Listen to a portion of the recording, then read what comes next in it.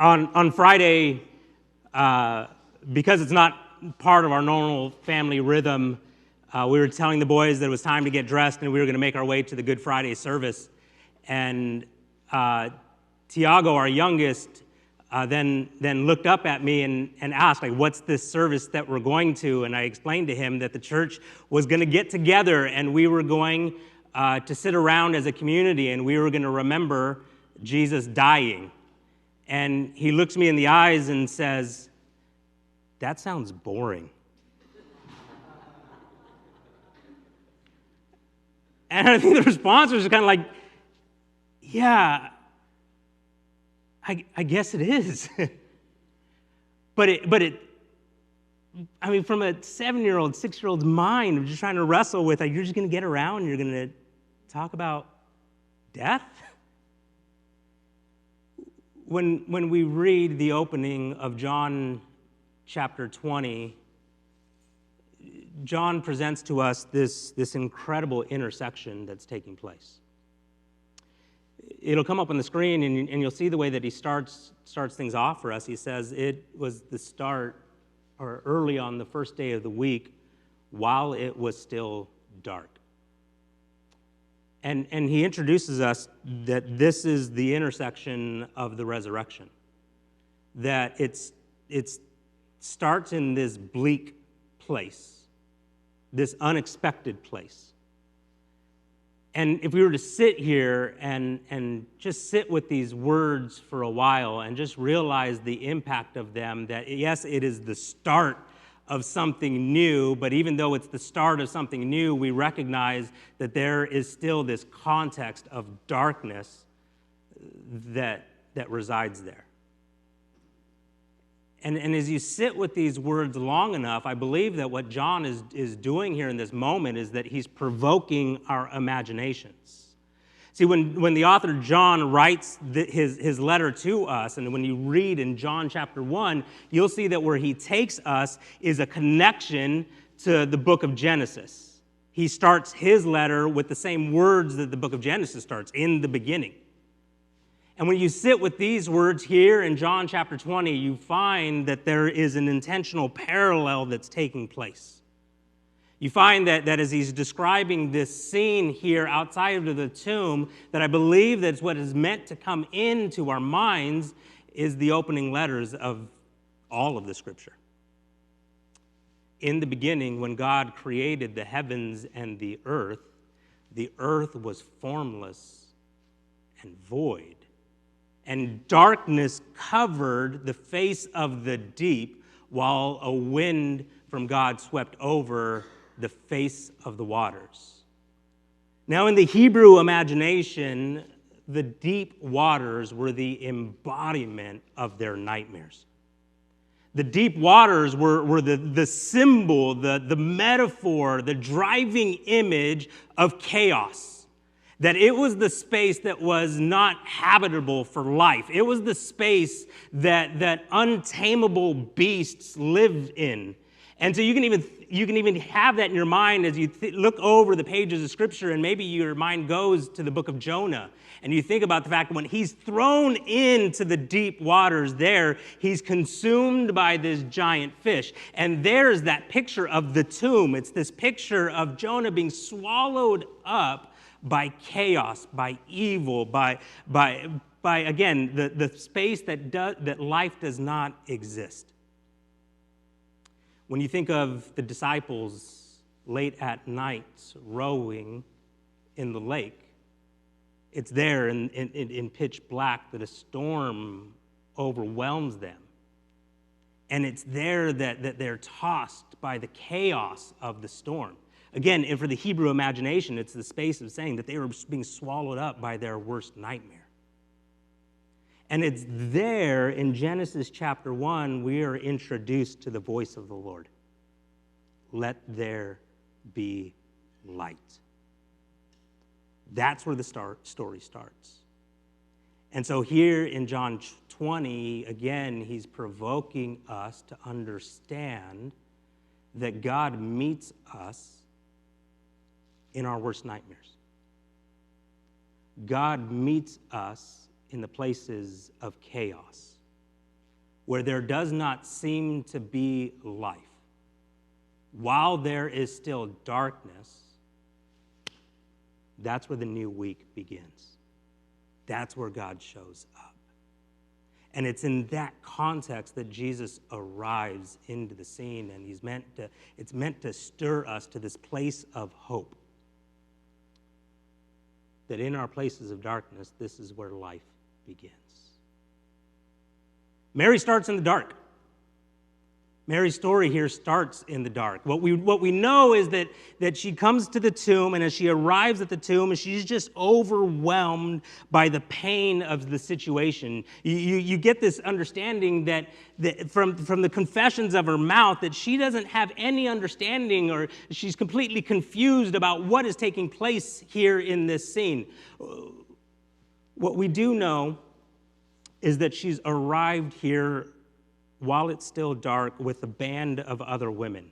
The reason that we know that is the way that she then goes and speaks to John and to Peter. She says, "We don't know where they've laid him." It clues us into the fact that she's not alone, that she's arrived at the tomb with a group of women. And when you read through other accounts, particularly like the book of Luke, you'll see that it's a group of women that arrive at the tomb here very early in the morning.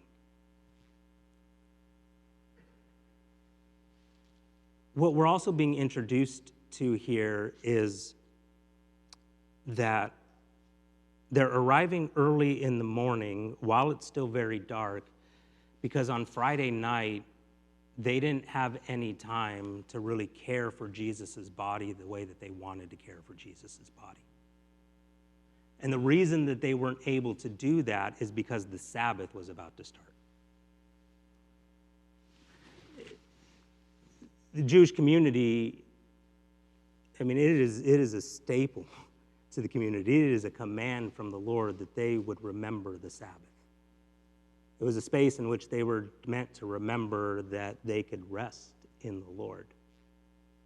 And what I find about this scene is that there's so much friction that's here. Is that this band of women had put all of their hope in Jesus. They had believed that he would be their deliverer, their Messiah, their Lord. And he dies, but they still honor the Sabbath. And I try to put myself in that place, trying to figure out how I would feel about honoring the Sabbath after my hope just died.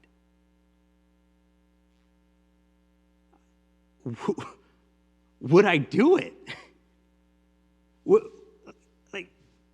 Their world collapsed, but for some reason, they still have this rhythm, this habit of staying in orbit around the Lord.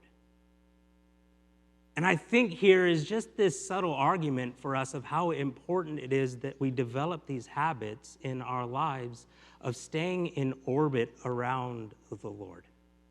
And the encouragement isn't read your scripture and have regular times of prayer and keep the Sabbath because it will keep you as a good Christian.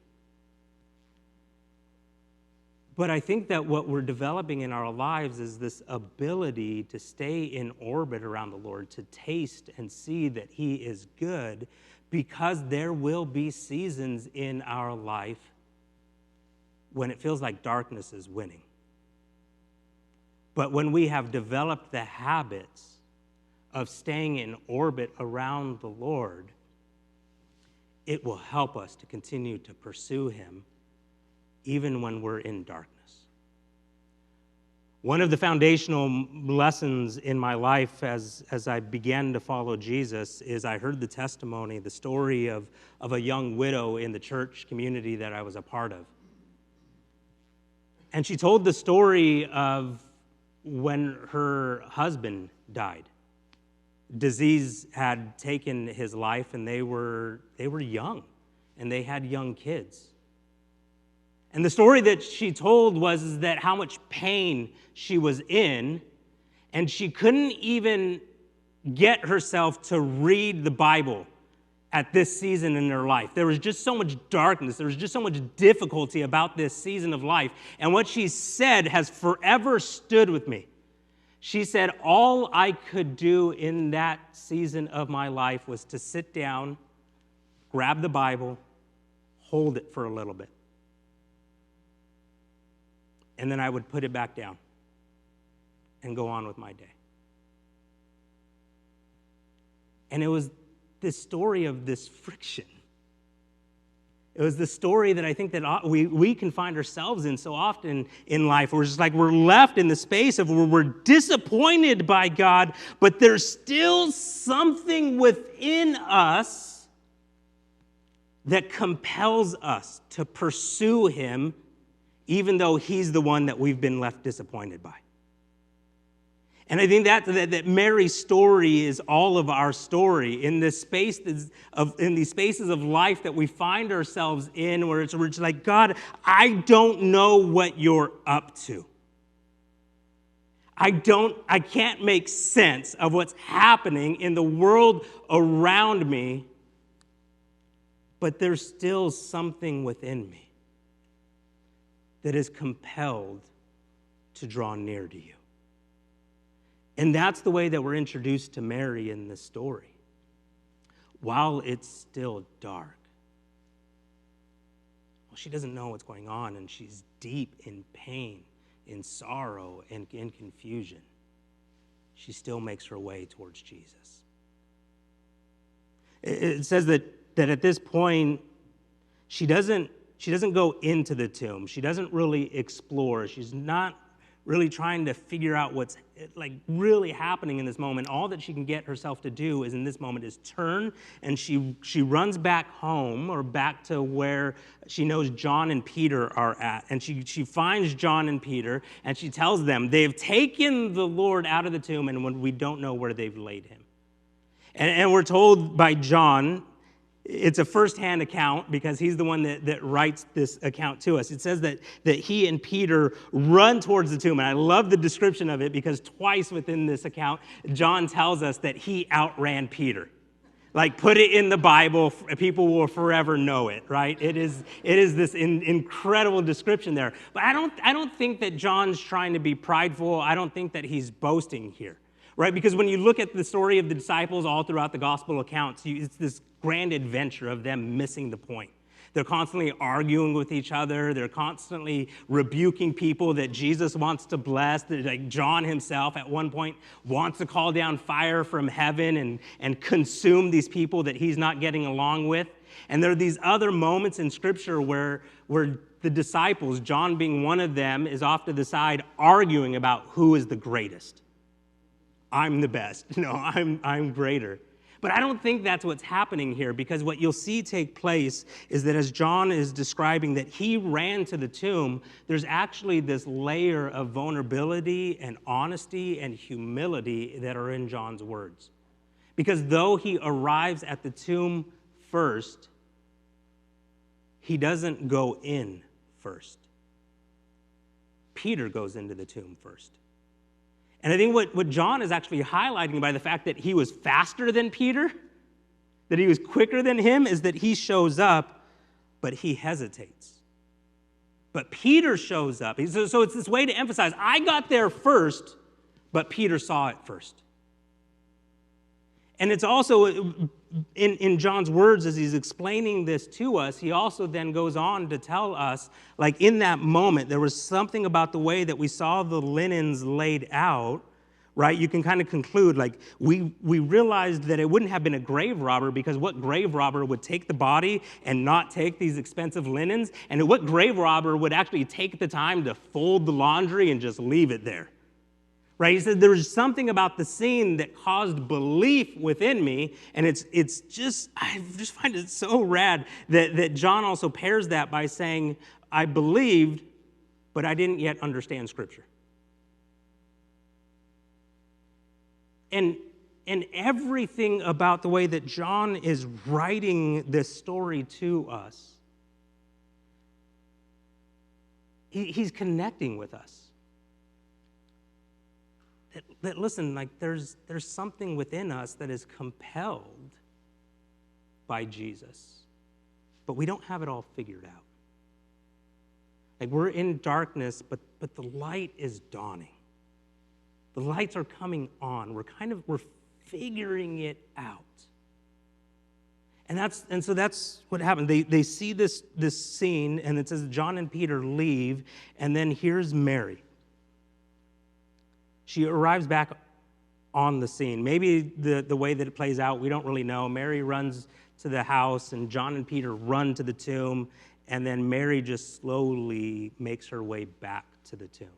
Because what we know here is that John and Peter have left, and Mary is standing outside of the tomb. Do you see her posture? The words by John are so intentional. She was outside, and she was weeping. She's overcome by pain. She's overcome by confusion. She's overcome by just sheer loss here. But she's close. She's so close. And in this space, you see the movement of her body begin to mirror like the rising of the sun that's taking place. Like as she's getting closer to the tomb, she's getting closer to the good news of the risen Jesus. And at that same time, right, it's later in the day. It's like the sun is rising over her. There have been 2 times in my life that I've gone out of my way to see a sunrise. One was in